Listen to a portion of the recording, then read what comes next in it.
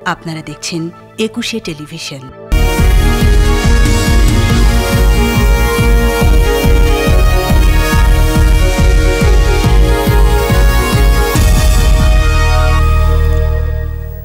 আবার আমন্ত্রণ ১০০ বিজনেস সঙ্গে আছি রহমান রনন। দর্শক, দেশের ব্যবসা বাণিজ্য, অর্থনীতি ও শেয়ার বাজারের সর্বশেষ তথ্য স্বয়ংক্রিয় গ্রাফিক্স পদ্ধতিতে পরিবেশন করছে ১০০ বিজনেস। দর্শক, দেশের পুঁজিবাজারের এই মুহূর্তের খবরাখবর জানতে আমরা চলে যাচ্ছি ঢাকা ও চট্টগ্রাম স্টক এক্সচেঞ্জ স্টুডিওতে। ডিএসিতে আছেন মহিমা পলিম, সিসিতে আছেন রাজিউর রহমান।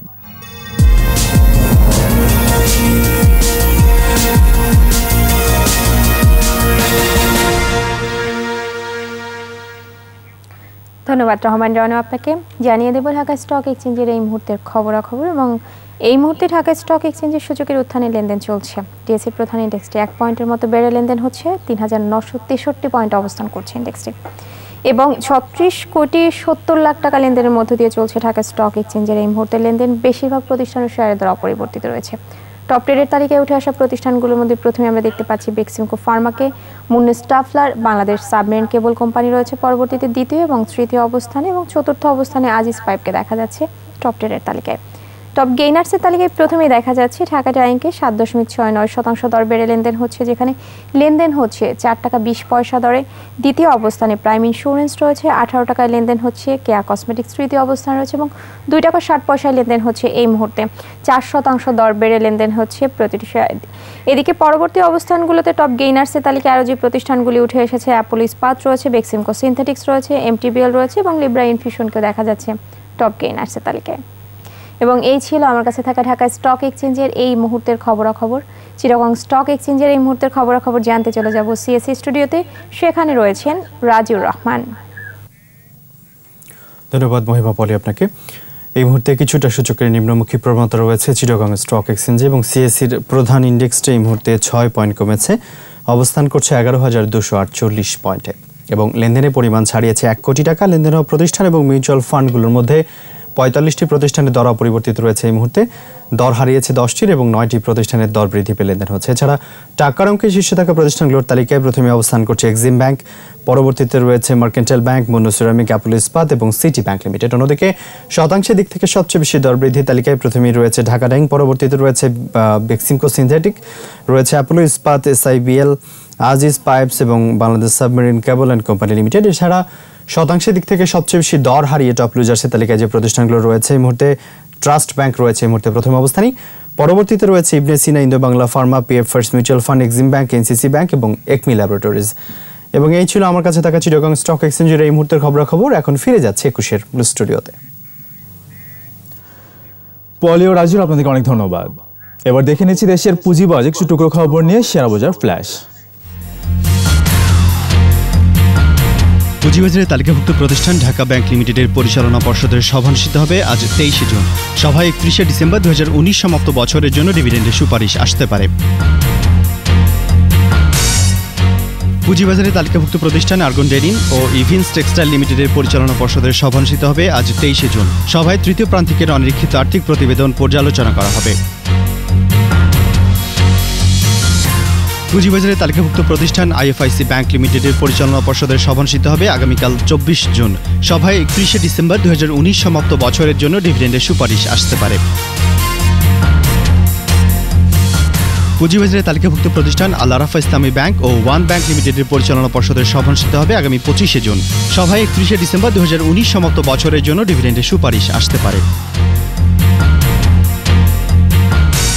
পুঁজিবাজারে তালিকাভুক্ত প্রতিষ্ঠান মেঘনা সিমেন্ট, বিএসআরএম স্টিলস ও বিএসআরএম লিমিটেডের পরিচালনা পর্ষদের সভা অনুষ্ঠিত হবে আগামী ২৫শে জুন।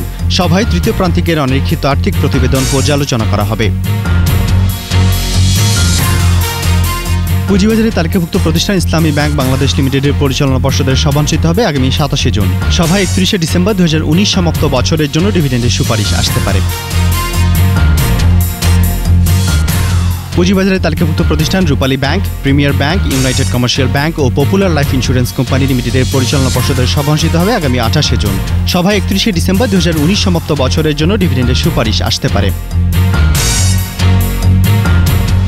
পুঁজিবাজারে তালিকাভুক্ত প্রতিষ্ঠান ট্রাস্ট ব্যাংক লিমিটেডের পরিচালনা পর্ষদের সভা অনুষ্ঠিত হবে আগামী ২৯শে জুন।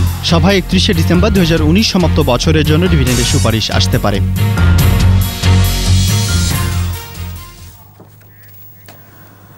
দর্শক, এখন রয়েছে দেশের পুঁজিবাজার পরিস্থিতি নিয়ে বিশেষ আলোচনা। আর এই আলোচনায় আমাদের সঙ্গে যুক্ত হচ্ছেন বাংলাদেশ মার্চেন্ট ব্যাংকার্স অ্যাসোসিয়েশনের সেক্রেটারি জেনারেল ও BMSL ইনভেস্টমেন্ট লিমিটেডের ব্যবস্থাপনা পরিচালক ও প্রধান নির্বাহী মোহাম্মদ রিয়াদ মতিন। মোহাম্মদ রিয়াদ মতিন, আপনাকে স্বাগত একুশে বিজনেসে।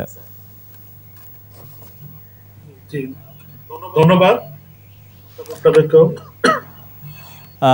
রিয়াদ মতিন, আমরা দেখছি যে লেনদেন একটা বেশ ধীরগতি দেখা যাচ্ছে এবং আমরা দেখলাম যে গত 13 বছরের মধ্যে সর্বনিম্ন লেনদেন ঢাকা স্টক এক্সচেঞ্জে। অনেকেই দুষছেন ফ্লোর প্রাইসকে, কিভাবে দেখছেন আপনি সার্বিক অবস্থাকে? জি, আপনি একেবারে সেনসিটিভ একটা ইস্যুতে কথা বলছেন। এটা আসলে ফ্লোর প্রাইসটা এই মুহূর্তে খুবই একটা সেনসিটিভ ব্যাপার। যেটা হচ্ছে যে পরিস্থিতির যে ব্যাপারটা আমরা সবাই জানি যে করোনা ভাইরাসের সময়ে আমাদেরকে এই সমস্ত রিয়েলিটি, বাস্তবতা এখন মেনে নিতেই হচ্ছে।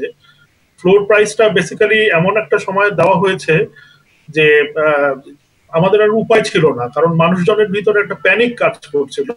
মানুষজনের ভিতরে প্যানিক কাজ করার ফলে তো এই জিনিসটাকে শেষ পর্যন্ত অনেকটা বাধ্য হয়েই এই ফ্লোর প্রাইসটা দিতে, মানে গভর্নমেন্ট বা securities commission what ever we say, এটাকে দিতে বাধ্য হয়েছে। এখন এটা আসলে করা হয়েছে আমাদের ভালোর জন্য, এবং অনেক মানে বিভিন্ন জায়গা থেকে আমরাও শুনতে পাচ্ছি যে ফ্লোর প্রাইস থাকার জন্য মার্কেটের ভলিউমটা ভালো হচ্ছে না, মার্কেটের ভলিউমটা ফ্লোর প্রাইসের জন্য বাড়ছে না। তো এই বাস্তবতাটা আমাদেরকে আগামী কিছুদিন মেনে নিতে হবে। আমরা এমন একটা পজিশনে আছি সবাই যে এখন এই মুহূর্তে ফ্লোর প্রাইসটা উঠানোটা ঠিক হবে না, এটা আমি একমত। অনেকে আবার বলছেন যে বিদেশিরা, ফরেন যে ইনভেস্টরসরা আছেন তাদেরও কথা বলছেন। তো দেখুন, আমাদের এখানে ফরেন ইনভেস্টেড যে পরিমাণ ইনভেস্টমেন্ট আছে, আমি আমার দৃষ্টিতে যদি চিন্তা করে দেখি, তার চেয়ে আমাদের সাধারণ বিনিয়োগকারী যারা আছেন তারা দীর্ঘদিন ধরে বহু টাকা, অনেক গুণ বেশি, মানে compare to the market capitalization, তাদের ইনভেস্টমেন্ট আমি মনে করি 90% বা এরকম অ্যাপ্রক্সিমেটলি এরকম একটা পজিশন হবে। তো এই সাধারণ বিনিয়োগকারীরা যখন ফ্লোর প্রাইসটা যদি উঠে যায়, যে প্যানিক একটা তৈরি হবে, সেই প্যানিকটা তৈরি হয়ে গেলে মার্কেটের জন্য আরেকটা ডিজাস্টার হবে বলে আমি মনে করছি। আমাদের একটা সিইও প্ল্যাটফর্মও আছে এই মার্কেটে, বড় বড় বিভিন্ন প্রাতিষ্ঠানিক বিনিয়োগকারী যারা আছেন তাদেরকে নিয়ে এই প্ল্যাটফর্মটা তৈরি করা হয়েছে। এই প্ল্যাটফর্মটায় আমরা কিছুদিন আগে এরকম জুমের একটা মিটিং করেছি। সেই মিটিং এ আমরা সিদ্ধান্ত নিয়েছি যে ঠিক এই মুহূর্তে ফ্লোর প্রাইসটা আমাদের একসাথে একমত হয়েছে আর কি, যে ফ্লোর প্রাইসটা আমরা উঠাবো না। একটা সময় আসবে যখন মার্কেটই আমাদেরকে বলে দিবে যে এখন আর ফ্লোর প্রাইসটা আমাদের নেই, ফ্লোর প্রাইসটা উঠিয়ে নিতে হবে। ফ্লোর প্রাইসের জন্য বেসিক্যালি আমরাই কিন্তু সবচেয়ে বড় ক্ষতিগ্রস্ত হচ্ছি, আমরা যারা প্রাতিষ্ঠানিক বিনিয়োগকারী আছি। আমার মনে হয় যে আমি সাধারণ বিনিয়োগকারীদের সাথে একমত যে এই মুহূর্তে আসলে ফ্লোর প্রাইসটা উঠানোটা ঠিক হবে। এবং দেখা যাবে যে এরকম ফ্লোর প্রাইসটা ওঠানোর পরে একটা সেল প্রেসার আমরা দেখতেই পারি, আসলে ফোর সেল হতেও পারে। তো এক্স্যাক্টলি প্যানিকটা তৈরি হবে। প্যানিক তৈরি হওয়াটার জন্যই আমি মনে করি যে এই প্যানিকটা যেন না হয়, সেই জন্য ফ্লোর প্রাইসটা এই মুহূর্তে উঠানোটা মোটেও সঠিক সিদ্ধান্ত হবে না। এবং আমি দেখেছি আমাদের বর্তমান যে কমিশন, ওনারা যথেষ্ট অভিজ্ঞতা সম্পন্ন। বর্তমান কমিশনের যিনি চেয়ারম্যান হিসেবে গত মাসে জয়েন করেছেন, কমিশনার্স যারা জয়েন করেছেন তারা এই ব্যাপারগুলো ভালোই বুঝেন। তারা যদিও নতুন এসছেন, 1 মাস হলো, বাট আমার মনে হয় যে তাদের যে অতীতে যে কাজের অভিজ্ঞতা সেটা দিয়ে তারা ভালো বুঝেন, এবং এই জিনিসটা তারা ভালোভাবেই সাধারণ বিনিয়োগকারীদের পক্ষে যেন থাকে সে ব্যাপারে তারা কাজ করবেন। এবং ফ্লোর প্রাইসে কিন্তু আমরা দেখছি যে একদম প্রায় সর্বনিম্ন প্রাইসে কিন্তু শেয়ারগুলো লেনদেন হচ্ছে। তো এক্ষেত্রে আমরা যদি আসলে লং টার্মে, মানে শেয়ার বাজার আসলে লং টার্মের জন্য এবং লং টার্মে আসলে ডিভিডেন্ড গেইনের জন্য যদি আমরা এখানে ইনভেস্ট করি এবং স্বাস্থ্যবিধি মেনে কিন্তু আসলে এখানে ব্যবসা করতে পারছি আমরা, তো সব কিছু মিলিয়ে আসলে এই জায়গায় যদি দীর্ঘমেয়াদী বিনিয়োগ করা যায়, সেটাকে আপনি কিভাবে দেখেন? হ্যাঁ, এইখানে ফ্লোর প্রাইসটা দেওয়ার তো একটাই কারণ হলো, ফ্লোর প্রাইসের যেটা সুবিধা, সেটা হচ্ছে যে ফ্লোর প্রাইসে বায়ারটা যেন ক্রিয়েট হয়। তো আমাদের হয়েছে কি, আমাদের এখানে কিন্তু এখনো আমি মনে করি যে অনেক বিনিয়োগকারী আছেন, অনেক ইনভেস্টর আছেন যাদের হাতে টাকা আছে, যারা ইচ্ছা করলে এখানে এখনই বিনিয়োগ শুরু করতে পারেন। বাট আসলে তারা নিজেরাও একটা হতাশায় ভুগছেন যে ফ্লোর প্রাইস যদি উঠে যায় সেক্ষেত্রে আরো হয়তো প্রাইসটা আরো পড়ে যেতে পারে, সেই ক্ষেত্রে কি পরিমাণ পড়বে সেটা তারা দেখে তারপরে তারা হয়তো বিনিয়োগে এগিয়ে আসবেন। বাট এই ফ্লোর প্রাইস থেকেই যদি আমরা একটা মানে আত্মবিশ্বাস, কনফিডেন্স লেভেলটা যদি মানুষের হাই করে দিতে পারি যে এইখান থেকেই মার্কেটটাকে আসলে উঠানো সম্ভব এবং মার্কেটটা একটা সুন্দর একটা পজিশনে যাওয়ার পরে আমরা হয়তো বা ফ্লোর প্রাইস থেকে অটোমেটিক্যালি বের হয়ে আসবো। কারণ ভলিউম না থাকার ফলে আমাদের যথেষ্ট পরিমাণে অসুবিধা হচ্ছে। আমরা আমাদের যে দৈনন্দিন মানে ট্রেডিংটা, আমাদের যে পরিমাণ সার্ভাইভ করার জন্য আমাদের যে পরিমাণ ট্রেডিং দরকার সেই পরিমাণ ট্রেডিং আমরা পাচ্ছি না। তো যার জন্য যেটা হচ্ছে যে আমরা তারপরেও এটাকে আমরা মনে করছি যে বৃহত্তর স্বার্থে আমাদেরকে এইভাবেই চলতে হবে আগামী কিছুদিন। একদম আপনি ঠিকই বলেছেন। আমরা আসলে খারাপ মার্কেটও দেখেছি 300 থেকে 400 কোটি টাকা লেনদেন, সেখানে 50 কোটি টাকা লেনদেন কিন্তু আসলেই অনেক কম, এবং আমরা যেটা বললাম 13 বছরের মধ্যে সর্বনিম্ন। তো আমরা শেয়ার বাজার নিয়ে আরো অনেক কথাই বলবো, ছোট্ট একটা বিরতি নিয়ে আসি। দর্শক এবার নিচ্ছে একটা বিরতি, ফিরে আসবো একটু পরে, আমাদের সঙ্গেই থাকুন।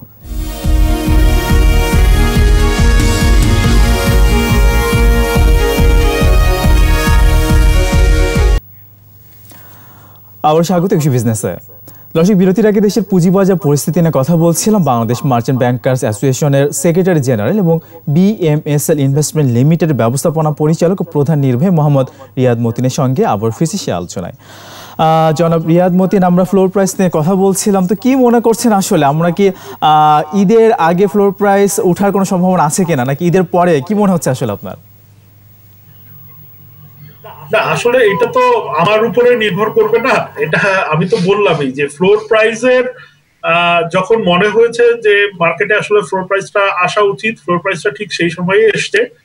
আবার যখন মনে হবে যে এটা আসলে মার্কেটই আমাদেরকে বলে দিবে যে এখন ফ্লোর প্রাইসে থাকা উচিত না। হ্যাঁ, এটা আপনি বললেই তো কাজ হবে না। আমার ব্যক্তি স্বার্থে যদি আমি বলি যে এখন ফ্লোর প্রাইসটা উঠিয়ে নেওয়া হোক আর আমি নিজে লাভবান হই, তাহলে তো এটা কোনো কথা হলো না। এটা তো তাহলে তো মার্কেটটা এভাবে টিকবে না। মানুষের আত্মবিশ্বাসের যে ঘাটতিটা সেটা সবসময় থেকেই যাবে। তো আমরা 2020-21 অর্থ বছরে বাজেটটা পেলাম, তো সেখানে আসলে পুঁজিবাজারের জন্য কি ছিল এটা একটু জানবো। সেই সাথে আসলে অপ্রদর্শিত অর্থ যে সাদা করার যে ব্যাপারটি, সেখানে 3 বছর লক-ইনের যে ব্যাপারটা, সেই বিষয়ে একটু জানতে চাচ্ছি। জি, ধন্যবাদ। পুঁজিবাজারের কালো টাকা সাদা করার যে একটা দীর্ঘদিনের আমাদের যে একটা দাবি ছিল, সরকার সেটা পূরণ করেছেন, এটা সত্যি। তবে আমাদের আরো কিছু এখানে অ্যাডিশনাল কতগুলো ব্যাপার রয়ে গেছে। যেমন হচ্ছে যে আসলে পুঁজিবাজারে বিনিয়োগের মানে আমাদের তো এখন ক্যাশ ফ্লো দরকার। আমাদের এই মার্কেটে যে পরিমাণ ক্যাশ ফ্লো প্রয়োজন সেই ক্যাশ ফ্লোটা আসছে না বিধায় মার্কেটটা আমরা মানে উপরে উঠতে পারছে না। ইন্ডেক্সটা আরো ভালো হওয়ার দরকার ছিল, ইন্ডেক্সটা উপরের দিকে যেতে পারছে না বিকজ অফ মানি ক্রাইসিস। এখন গত ফেব্রুয়ারি মাসে আমরা মার্চেন্ট ব্যাংক অ্যাসোসিয়েশন থেকে কিন্তু সরকারের সাথে একটা আলোচনা করেছি। আলোচনা করার পরে আমরা একটা সাকসেসফুল আউটপুট পেয়েছিলাম। সেই আউটপুটটা ছিল ব্যাংকগুলোর প্রতিটা ব্যাংকের 200 কোটি টাকা করে বিনিয়োগের একটা কোয়েশ্চেন চলে এসেছিল। আলটিমেটলি কোভিড সিচুয়েশনের জন্য সেই বিনিয়োগটাও একদিকে যেমন থেমে আছে, এখন পর্যন্ত খুব একটা ভালো ব্যাংকগুলো এখানে বিনিয়োগের যে প্রবণতা সেটা তারা এখনো দেখাতে পারেনি। আমার ধারণা 30শে জুনের একটা বড় ফ্যাক্টর, 30শে জুনের পরে হয়তো জুলাই মাসে আমরা আশা করছি এখান থেকে কিছু বিনিয়োগ আসবে। এখানে ছোট কিছু সমস্যা রয়ে গিয়েছে, কিছু শর্ত দেওয়া হয়েছে, যে শর্তগুলো শিথিল করলে ব্যাংকগুলো হয়তো আরো বেশি আগ্রহী হবে বিনিয়োগ করার জন্য, নাম্বার 1। আর কালো টাকার যে বিষয়টা আমি আসলাম, কালো টাকার বিষয়টাকে আমরা তো সাধুবাদ জানিয়েছি শেয়ার মার্কেটের পক্ষ থেকে, ক্যাপিটাল মার্কেটের পক্ষ থেকে মাননীয় অর্থমন্ত্রীকে। বাট এখানে একটা ছোট্ট ওই ব্যাংকের বিনিয়োগের মতোই আরো কিছু জিনিস রয়ে গিয়েছে, যেরকম যে অন্যান্য ক্ষেত্রে যেরকম বলা হয়েছে যে যেমন ধরুন আমি একটা উদাহরণ দিই যে সঞ্চয়পত্রে আপনি বিনিয়োগ করতে পারবেন 10% ট্যাক্স দিয়ে। ক্যাপিটাল মার্কেট তো আসলে এখন আমাদের যে পজিশনটা, এখানে যদি আপনি 10% ট্যাক্স দিয়ে এখানে বিনিয়োগ করেন এবং 3 ইয়ার্স এর এখানে আপনাকে টাকাটা আটকে থাকতে হয়, সেই ক্ষেত্রে আসলে মানি ফ্লোটা কতটুকুন মানুষজন যৌক্তিকভাবে চিন্তা করবে, যারা ইনভেস্টার, যারা ইনভেস্ট করতে চাবে, যাদের হাতে কালো মানিটা আছে, সেটা নিয়ে আমাদের একটু মনে হচ্ছে যে একটু চিন্তা করা দরকার। সেই ক্ষেত্রে আমার মনে হয় যে এটা একটু বিতর্কিত ব্যাপার হয়ে যেতে পারে যে 3 বছরের জায়গায় যে কমানো যায়, সরকার যদি চিন্তা করে যে হ্যাঁ ওইখানের চেয়ে এখানে একটু ফ্যাসিলিটিটা বেশি হচ্ছে, অথবা ট্যাক্সের পরিমাণটা যদি একটু এদিক ওদিক করা যায়, এরকম কোনো চিন্তা ভাবনা যদি করা যায় যে অন্য ক্ষেত্রের চেয়ে ক্যাপিটাল মার্কেটে তো একটু রিস্কের পরিমাণটাও বেশি, সেই জন্য সুবিধাটাও একটু বেশি দেওয়া হলো, এরকম কোনো চিন্তা ভাবনা যদি করা যায়, সেই ক্ষেত্রে আমার মনে হয় মানুষজন আগ্রহী হবে এখানে বিনিয়োগ করতে। তবে আমি আশা করি যে এখনো যে সুযোগটা আছে সেটাতেও মানুষজন আসবে, তারা চিন্তা ভাবনা করবে মার্কেটে ইন করার জন্য। 3 বছরের লক ইন যে আমরা যে কথাটা বলছি, সেটা কিন্তু আপনাদেরই একটা সময় প্রত্যাশা ছিল আসলে যে লক ইন থাকুক আসলে। হ্যাঁ, আমাদের প্রত্যাশাটা পূরণ হয়েছে, সেটা তো আমি অস্বীকার করছি না, বাট আমাদের প্রত্যাশাটা ছিল এমন ভাবে যেন আমাদেরকে তো আসলে কম্পিটিশন করে চলতে হয়। আপনার বিভিন্ন ব্যাংকগুলো যেরকম এফডিআর কালেকশনের জন্য তাদেরকে এফডিআর এর রেটে ডিফারেন্স করতে হয়, অ্যাডিশনাল কিছু সুবিধা দিতে হয়, আমাদেরকেও কিন্তু অ্যাডিশনাল যে স্ক্রিপগুলো ক্যাপিটাল মার্কেটের সাথে যারা আছেন তাদের সাথে কিন্তু কম্পিটিশন করে বিনিয়োগকারীদেরকে এই মার্কেটে আনতে হয়। আমাকে তো লিকুইডিটিভ কিছু দিতে হবে যে যেই জিনিসটার জন্য একজন বিনিয়োগকারী আমার প্রতি আকর্ষিত হবে, আমার এখানে আসলে যে তার জিনিসটার একটা গ্যারান্টি থাকবে, তার ফান্ডটাকে যে সে প্রপারলি এখানে ইউটিলাইজ করে সে আবার বের করে নিয়ে যেতে পারবেন উইথ প্রফিট, সেই জিনিসটা তো আমাকে সেই মানে ইনস্ট্রুমেন্টটা তো আমার হাতে থাকতে হবে। এইখানে কিছু হালকা কিছু সমস্যা আছে, কিছু শর্তের কিছু পরিবর্তনের প্রয়োজন আছে, সেটা যদি করা যায় আমার মনে হয় মার্কেটে ইনফ্লোটা আরো ভালো আসবে আমি মনে করছি। সেটাই। এবং এবারে বাজেটে কিন্তু আমরা দেখলাম যে নন লিস্টেড কোম্পানির ক্ষেত্রে কর হার কিন্তু কমানো হয়েছে, সেক্ষেত্রে কিন্তু লিস্টেড কোম্পানির ক্ষেত্রে কর হার কমানো হয়নি। তো এই যে নন লিস্টেড কোম্পানির ক্ষেত্রে যে কর হার কমানো হচ্ছে, সেক্ষেত্রে কি পুঁজিবাজারে একটা অনাগ্রহ তৈরি হবে কিনা আসার জন্য নতুন কোম্পানির ক্ষেত্রে, কিভাবে দেখছেন? এটা তো আমরা বলেছি যে এই যে একটা বৈষম্য তৈরি হয়েছে, কারণ লিস্টেড কোম্পানিকে তো অনেক রকমের জবাবদিহিতার সম্মুখীন হতে হচ্ছে। তারা যে পরিমাণ কোয়ার্টারলি আপনার রিপোর্ট তাদেরকে দিতে হচ্ছে, তাদের ট্রান্সপারেন্সির ব্যাপারটা অনেক বেশি একটা নন লিস্টেড কোম্পানির চেয়ে। তো সেখানে নন লিস্টেড কোম্পানির আপনার ট্যাক্সের পরিমাণটা যদি কমিয়ে আনা হয়, যেটাকে 32.5% করা হয়েছে, আগে যেটা ছিল 35%, এবং লিস্টেড কোম্পানির যেখানে 25%, তো সেখানে ডিফারেন্সটা কমিয়ে আনা হয়েছে। সেক্ষেত্রে লিস্টেড কোম্পানির যে ভালো কোম্পানি, তারা যখন দেখবে যে হ্যাঁ তাদের তো এখানে আসার জন্য একটা স্কোপ থাকতে হবে, যে হ্যাঁ এই ফ্যাসিলিটিটা তারা এখানে আসলে পাবেন, এই অ্যাডভান্টেজ তারা পাবেন। স্পেশালি আপনার ইস্যুয়াররা যারা মার্কেটে শেয়ার মার্কেটে আসতে চান, যে সমস্ত কোম্পানি, তারা কিন্তু ট্যাক্সের ব্যাপারটাই সবচেয়ে আগে দেখেন। তো ট্যাক্সের ব্যাপারটা যদি তারা দেখে থাকেন, সেই ক্ষেত্রে দেখা যাবে যে ট্যাক্সের গ্যাপটা কমে আসলে তারা কিছুটা নিরুৎসাহিত হবেন, এটা তো স্বাভাবিক ব্যাপার। সেই ক্ষেত্রে আমার মনে হয় যে তাদেরকেও আমার মনে হয় যে তাদের ট্যাক্সের পরিমাণটা কমিয়ে এই ফ্যাসিলিটিটা আরো তাদেরকে উৎসাহিত করা উচিত যেন তারা মার্কেটে লিস্টেড হতে চায়। সেটাই। তো নতুন কমিশনের হাত ধরে আমাদের পুঁজিবাজারের উন্নয়নে আরো কি করা যেতে পারে, কি মনে করছেন? জি, আমরা তো খুব আশাবাদী, আমরা অত্যন্ত আশাবাদী যে আমাদের বর্তমান কমিশনের যিনি সম্মানিত চেয়ারম্যান, সম্মানিত কমিশনার্স, তারা গত মাসে এই কমিশনে জয়েন করেছেন। একটা এমন একটা সিচুয়েশনে মধ্যে দায়িত্ব ভার গ্রহণ করেছেন, এবং গত 1 মাসে তাদের যে অ্যাক্টিভিটি গুলো দেখলাম, এটা অবশ্যই প্রশংসনীয়। কোভিড-19 যেখানে মানুষজন বের হতে সাহস পাচ্ছেন না, তারা বাংলাদেশ ব্যাংকের সাথে একটা মিটিং করেছেন, এনবিআর এর সাথে তারা আমাদের এই যে ট্যাক্সের যে ব্যাপারগুলো এগুলো নিয়ে তারা একটা মিটিং করেছেন, এটা অবশ্যই প্রশংসনীয় এবং তাদের যথেষ্ট আগ্রহ আছেন। তারা সম্মানিত ব্যক্তি, তারা বিভিন্ন প্রতিষ্ঠানে, সরকারি বড় বড় প্রতিষ্ঠানে ইতিপূর্বে কাজ করেছেন, অভিজ্ঞতা সম্পন্ন ব্যক্তি, এবং এই ফাইন্যান্স সেক্টরেই তারা তাদের জীবনের অংশটা কাটিয়ে দিয়েছেন। হ্যাঁ, ঢাকা ইউনিভার্সিটিতে তারা শিক্ষক হিসেবে কাজ করছেন। তো সেই ক্ষেত্রে তাদের কাছে আমাদের এক্সপেকটেশনটা তো ডেফিনেটলি অনেক হাই, এবং আমরা আশা করছি যে পরিস্থিতি স্বাভাবিক হয়ে আসলে তাদের কর্মপরিধি এবং সবকিছু মিলে এই বাজারটা আরো সুন্দর দিকে অগ্রসর হবে। সেটাই আমরা প্রত্যাশা করছি। আমরা প্রত্যাশা করি যে নতুন কমিশনের হাত ধরে আসলে ভালো ভালো আইপিও মার্কেটে আসবে, সেই সাথে বন্ড মার্কেটের উন্নয়ন ঘটবে, সেই প্রত্যাশা আমরা করছি। আপনাকে অনেক ধন্যবাদ আমাদেরকে সময় দেওয়ার জন্য। জি, থ্যাংক ইউ ভেরি মাচ। জি দর্শক, এতক্ষণ দেশের পুঁজিবাজার পরিস্থিতি নানা দিককরণের কথা বলছিলেন বাংলাদেশ মার্চেন্ট ব্যাংকার্স অ্যাসোসিয়েশনের সেক্রেটারি জেনারেল এবং বিএমএসএল ইনভেস্টমেন্ট লিমিটেডের ব্যবস্থাপনা পরিচালক ও প্রধান নির্বাহী মোহাম্মদ রিয়াদ মতিন। দর্শক, এবার নিচ্ছি আরও একটা বিরতি। বেলা 12:30 আবার ফিরে আসবো 21 বিজনেসে আরও আয়োজন নিয়ে। আমাদের সঙ্গেই থাকুন।